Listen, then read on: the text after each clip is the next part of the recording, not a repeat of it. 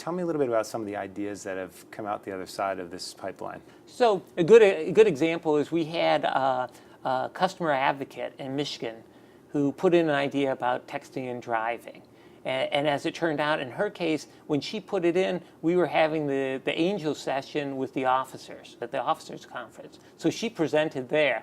How exciting is that for somebody like that to present to the officers? The officers loved the idea. We put funding towards it, and 9 months later, we put it out as a product that you can now download from iTunes. So one example of how we took something from an idea stage and moved it forward very quickly. Yeah.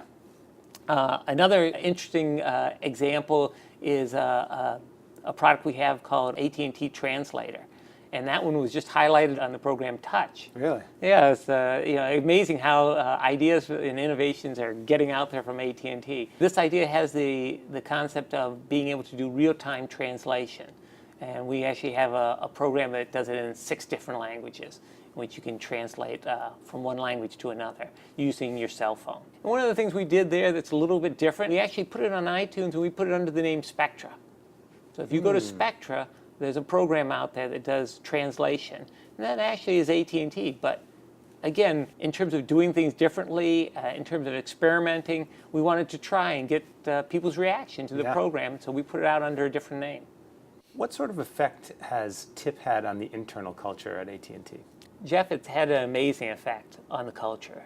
It's exciting because within a culture like AT&T, you could easily get into focus on business unit silos, level consciousness, and this has eliminated all that. And it's allowed people to interact from different business units and at different levels. We have a vice president talking to non-management, sharing ideas and dialogue. That's great. So Sam, tell us about Toggle. Sure. Toggle, we just launched that last year, and it's a good example of how the 4 pillars of innovation within AT&T have been working together. What are the 4 pillars of innovation? So as I talked about, TIP, the innovation pipeline, is one of the pillars. We also have the labs, which is a pillar of innovation. Also Fastpitch, which is targeting startup companies. And then the Foundry, which is oriented on working with developers and small companies and helping them leverage AT&T's network.